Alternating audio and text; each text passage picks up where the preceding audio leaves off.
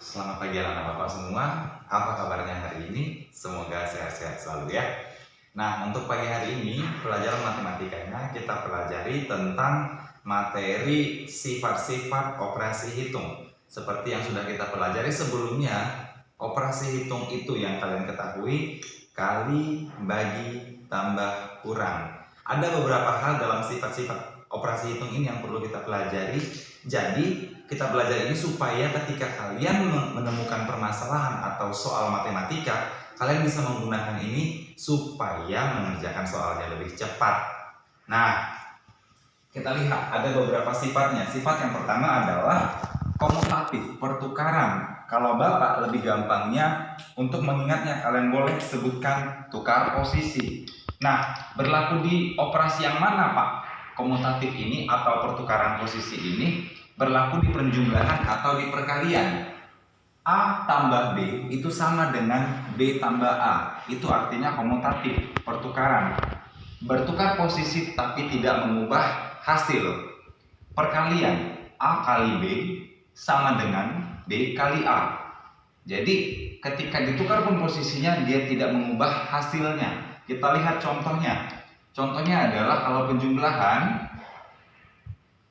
2 tambah 3 sama dengan, kalau kita lihat komutatif 3 tambah 2 hasilnya sama atau tidak? Kalau 2 tambah 3 hasilnya 5, 3 tambah 2 hasilnya 5. Jadi dalam penjumlahan berlaku sifat komutatif, tidak mengubah hasil tapi posisinya boleh bertukar. Nah, untuk perkalian kita lihat contohnya. Ini contoh yang pertama, contoh yang kedua. 3 dikali 4 sama dengan 4 dikali 3. Apakah benar? Kita lihat. Buktikan sifatnya benar atau tidak. 3 kali 4 berapa? 12. 4 kali 3, 12. Nah, hasilnya tidak berubah. Berarti sifat komutatif ini atau pertukaran posisi ini berlaku di dalam penjumlahan ataupun perkalian. Nah, yang penting kalian ingat di sini, di sifat yang pertama ini, bertukar posisi pun tetapi tidak mengubah hasilnya. Begitu ya. Kita masuk ke sifat yang kedua. Sifat yang kedua adalah asosiatif. Asosiatif ini bisa kita sebut sebagai pengelompokan. Jadi, pengelompokan berdasarkan suku-sukunya.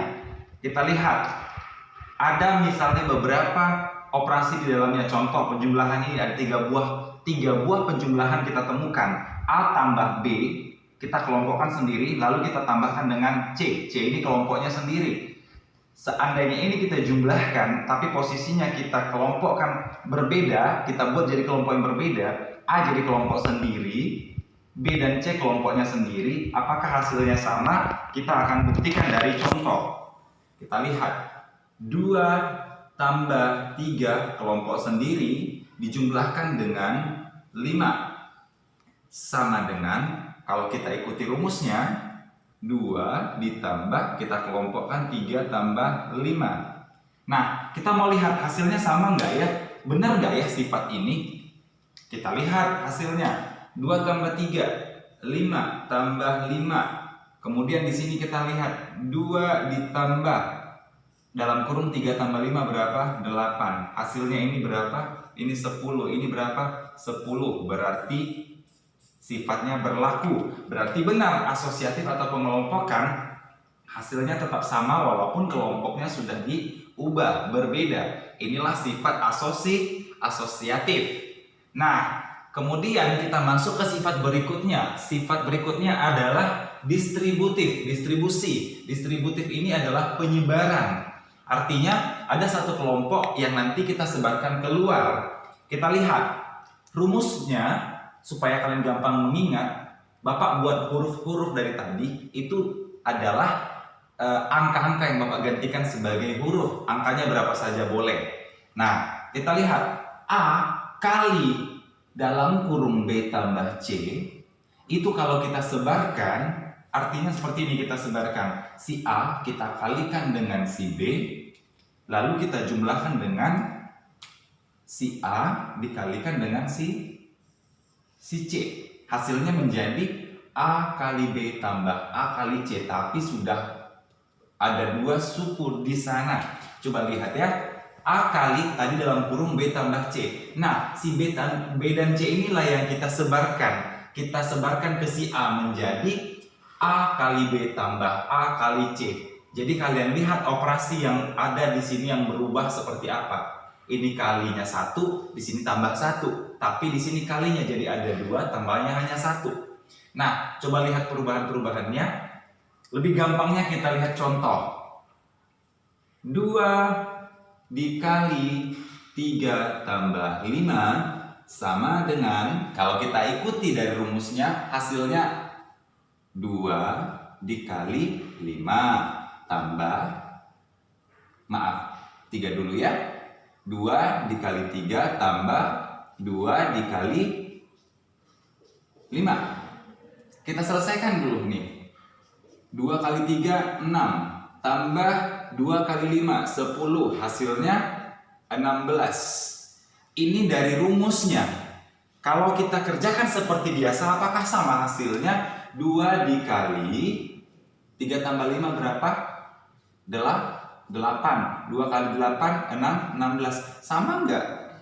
Sama ya. Berarti sifat distribusi ini berlaku di sini. Coba lihat, inilah cara menggunakan distribusi ini. Kalau kalian temukan nanti bentuk soal seperti ini, berarti begini cara menggunakannya.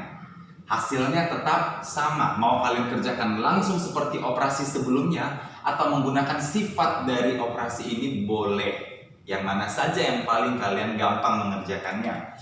Kemudian, sifat yang keempat adalah identitas. Artinya, ada operasi hitung yang kalau kita operasikan, kita kalikan atau kita jumlahkan, tapi dia tidak mengubah dirinya sendiri. Sifat ini berlaku di dalam penjumlahan dan perkalian. Yang mana dia, Pak? 0 dan 1. Penjumlahan dengan 0 atau perkalian dengan angka 1 tidak mengubah angka tersebut. A tambah 0, berapapun A, berapapun angkanya dijumlahkan dengan 0, hasilnya tetap A.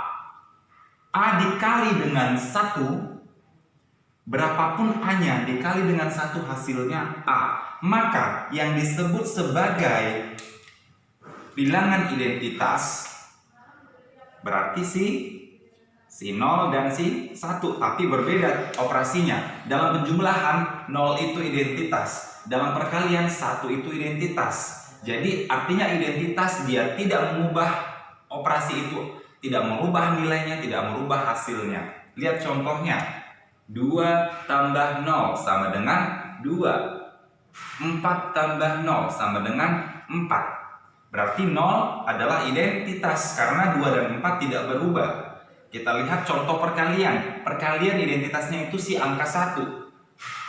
3 kali 1 sama dengan 3. 7 kali 1 sama dengan 7. Jadi berapapun dikali 1 hasilnya tetap diri sendiri. Seperti itulah yang namanya sifat identitas. Nah, anak-anak semua, ada 4 sifat dari operasi hitung yang kita pelajari hari ini, yaitu komutatif, pertukaran posisi, kemudian asosiatif, itu pengelompokan, kemudian distribusi atau distributif, itu menyebarkan, dan juga yang terakhir identitas yang tidak mengubah nilai dirinya sendiri. Nah, untuk materi hari ini mohon dipahami. Kalau kurang jelas, kurang paham, boleh hubungi Bapak kembali, boleh chat, boleh telepon. Nah, untuk nanti tugas atau latihannya Bapak akan share langsung di grup. Oke anak-anak, terima kasih, semangat pagi.